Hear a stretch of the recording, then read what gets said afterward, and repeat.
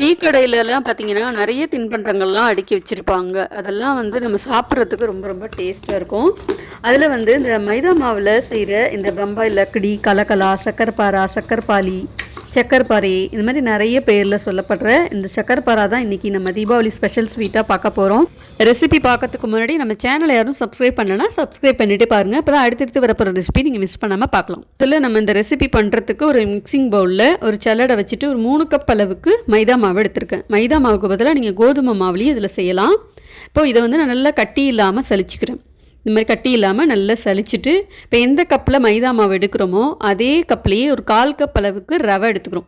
ரவை சேர்க்கும்போது நல்ல மொறுமொறுப்பாகவும் இருக்கும். கொஞ்சமாக ஒரு 1/2 ஸ்பூன் அளவுக்கு சால்ட்டு சேர்த்துக்கோங்க.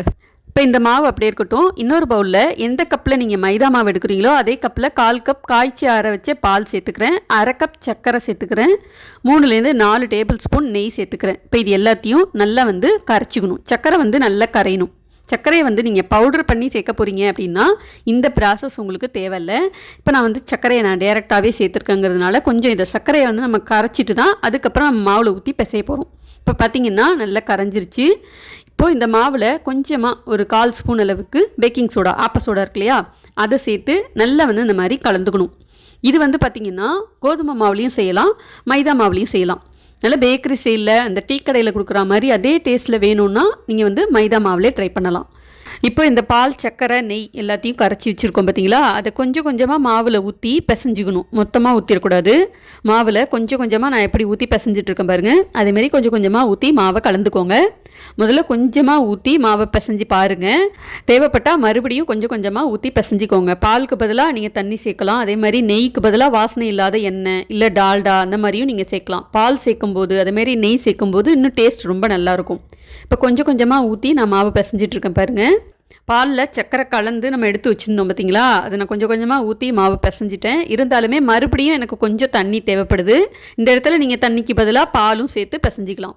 இப்போ மறுபடியும் மாவை நல்லா இந்த மாதிரி சப்பாத்தி மாவு பதத்துக்கு பிசையணும். கொஞ்சம் லேசாக மாவு வந்து ஒற்றை பதத்தில் இருந்தாலும் பரவாயில்ல, ரொம்ப டைட்டாக பிசையக்கூடாது. கடைசியாக கொஞ்சம் நெய் சேர்த்துட்டு நல்லா இந்த மாதிரி மாவை உருட்டி பிசைஞ்சிக்கோங்க. இப்போ இந்த உருட்டி வச்ச மாவை வந்து ஒரு 10லேருந்து 15 நிமிஷத்துக்கு அப்படியே இருக்கட்டும். இப்போ நல்லா ஊறினதுக்கு அப்புறம் மறுபடியும் இதை வந்து நம்ம ஒரு சப்பாத்தி கட்டையில் வச்சு தேய்க்கணும். இப்போ அதுக்குள்ளே நான் பொரிக்கிறதுக்கு எண்ணெயும் சூடு பண்ணிக்கிறேன். இப்போ மாவை மறுபடியும் ஒரு தடவை நல்லா பிசைஞ்சிட்டு இதை 2 போர்ஷனாக வந்து நம்ம பிரிச்சுக்கலாம். இப்போ பார்த்திங்கன்னா நம்ம பிசைஞ்சு வச்ச மாவை நான் 2 போர்ஷனாக பிரிச்சுட்டு ஒரு போர்ஷன் மாவை வந்து நல்லா இந்த மாதிரி உருட்டிட்டு சப்பாத்தி கட்டையிலையோ இல்லை இந்த மாதிரி சாப்பிங் போர்ட்லையோ இல்லை உங்களுக்கு எப்படி வசதியோ அதே மாதிரி நல்லா தேய்ச்சிக்கோங்க. ரொம்ப மெல்லிஸாகவும் தைக்கக்கூடாது, ரொம்ப தடிமனாகவும் ரொம்ப மொத்தமாகவும் தைக்கக்கூடாது. இந்த அளவுக்கு திக்னஸ்க்கு தேய்ச்சிருக்கேன் பாருங்கள், அதே மாதிரி நீங்கள் தேய்ச்சிக்கோங்க. ரொம்ப சப்பாத்தி மாதிரி மெல்லிஸாக தேய்ச்சிடாதீங்க. இப்போ இதை வந்து ஓரத்தில் இந்த மாதிரி கத்தியை வச்சு நல்லா சமமாக கட் பண்ணிக்கோங்க.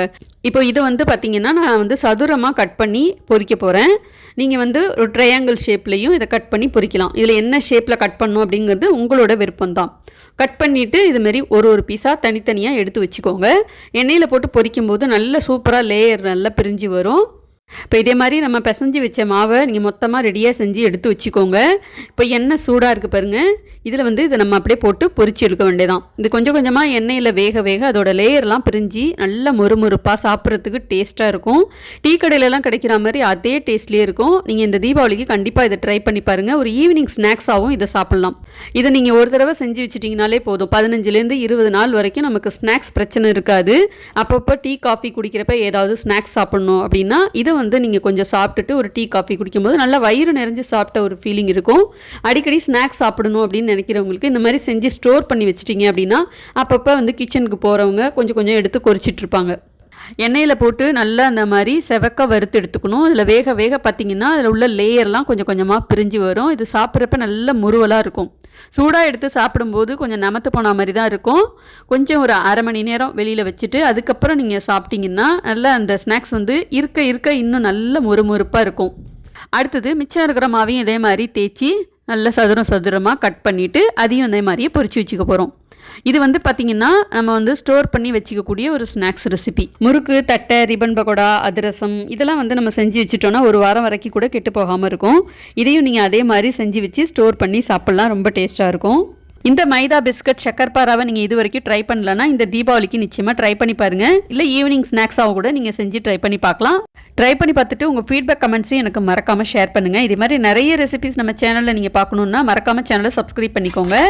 இது எப்படி இருக்குது அப்படிங்கிறத நான் உங்களுக்கு சாப்பிட்டு காமிக்கிறேன் பாருங்கள். நல்ல மொறுன்னு இருக்குது. நான் சாப்பிட்றப்ப அந்த சவுண்டே உங்களுக்கு கேட்கும்னு நினைக்கிறேன். நல்ல கிறிஸ்பியாக டேஸ்ட்டாக இருந்துச்சு. இந்த ரெசிபி உங்களுக்கு பிடிச்சிருந்ததுன்னா மறக்காமல் வீடியோக்கு லைக் பண்ணிவிட்டு அப்படியே நம்ம சேனலை சப்ஸ்கிரைப் பண்ணி சப்போர்ட் பண்ணுங்கள்.